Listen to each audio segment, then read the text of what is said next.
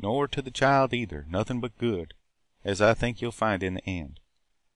Tell me exactly where I can find the house you're staying at. Is it possible to reach it by automobile? I will get there tomorrow and perhaps I can be of some assistance."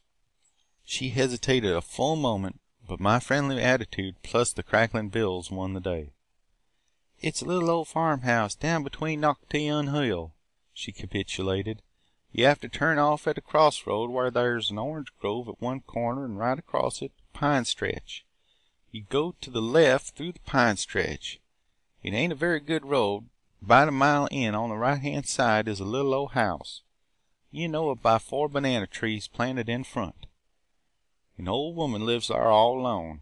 She took us in 2 or 3 days ago 'cause Jerry was that sick he couldn't go no further, and we've been there right on since."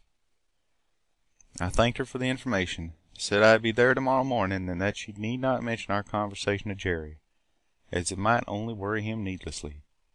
She was only too ready to comply with this, I could see, and so, with this understanding, I left her, and I imagine our quest will end sooner than we expected when we round our party up tomorrow down between Nocatee and Hull.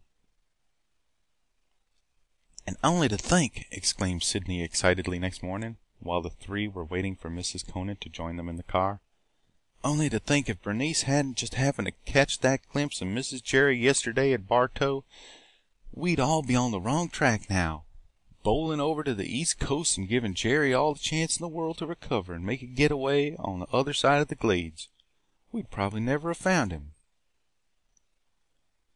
"It's very often the just happens that rescue the situation in an affair like this," remarked Mr. Tredwell. "But it certainly was more than fortunate that Bernice should have made that particular discovery when she did. I believe we would have had a most difficult time in locating Jerry if she hadn't. He would have had all the opportunity in the world to escape. And as I fully believe we shall straighten out the whole matter today, perhaps, Bernice, you had better explain the situation a bit to your mother while we are driving there.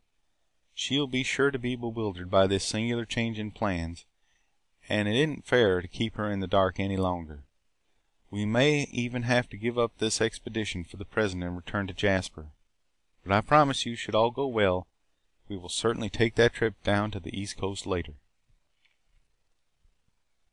During the drive that followed, Bernice did as Mr. Tredwell had requested, and retailed as much as she could pack into the comparatively short interval, of the curious train of circumstances that had led up to their present quest.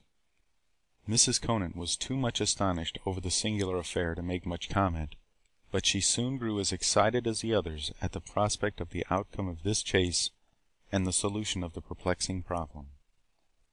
Halfway between Nocatee and Hull they found the crossroads mentioned by Mrs. Jerry, with the orange grove at one side and the pine stretch on the left.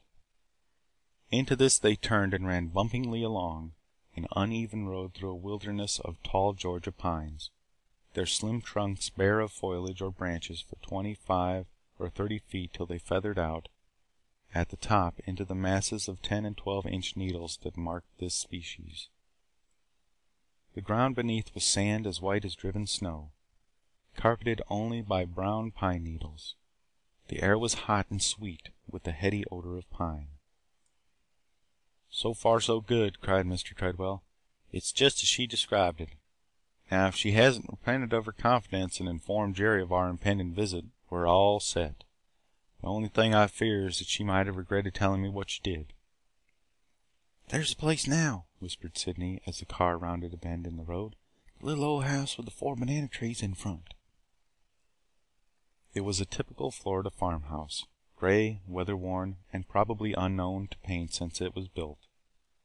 The veranda overflowed with great tubs of luxuriant ferns and growing plants, and the doors and windows were wide to every breeze and innocent of either screening or drapery. All leaned forward eagerly to verify the situation, and just as Mr. Tredwell brought the car to a stop in front of the house, from the open door there appeared on the veranda a slim little figure, Delight herself, and at the sight of the car she caught her hand to her mouth. Bernice had leapt out of the car even before it came to a stop, and in another instant she was on the veranda grasping Delight by both hands. An old cracker woman with a weather-beaten brown face half hidden by a faded blue sunbonnet came out of the door and stared at them curiously. "Delight! Bernice!" leapt from them simultaneously, in suppressed tones that conveyed volumes more than the simple names. Those in the car watched the scene without moving to mar it by a single word, scarcely by a deep-drawn breath. "Oh, how'd you come here? How'd you know?" breathed Delight, and then, "He's sick in there. He will be very angry." The thought seemed to distress her, and then she became aware for the first time of strangers in the car. Mrs. Conant and Mr. Tredwell. "But who are these?" she questioned in surprise and alarm.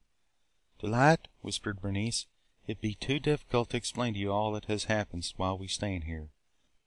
Come out to the car, won't you? I want you to meet my mother and Mr. Tredwell, and we'll try to explain to you there all about it." Very shyly and reluctantly, the girl allowed herself to be led through the yard and out to the car, and was there presented to the two whom she had not yet encountered. And while she sat, crouched between Bernice and Mrs. Conant, Mr. Tredwell very quietly and gently explained to her the object of their mission. He had neither the time nor was it his intention to explain all at that moment. On many points Delight was as completely mystified as were the others. But his search for Jerry and the curious circumstances linking his quest with that of the two cousins he enlarged upon, exonerating them from all appearance of having broken their promise to her. "And so," he ended, "you'll see it's very important for me to have a little interview with your Uncle Jerry. Will this be possible, do you think, at present? How sick is he?" "He's in bed. He could not move hardly. He had a fever, too," she tried to explain. "But he's a little better today. He got up this morning, but he's very weak. He's been sitting on the back porch where it is shady." She did not finish her explanation.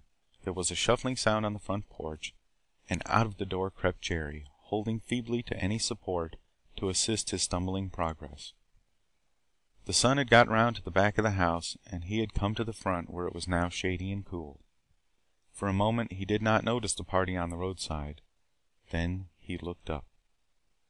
In all her life Bernice had never witnessed anything so tragic as the look that sprang into his eyes. The look of a trapped animal, terror-ridden, despairing. Groping for one of the decrepit chairs, he sat down heavily, as Mr. Tredwell sprang out of the car and came toward him. "You got me," he muttered. "Thought I'd give you the slip, but you got me, where I can't do a mortal thing." End of chapter 15.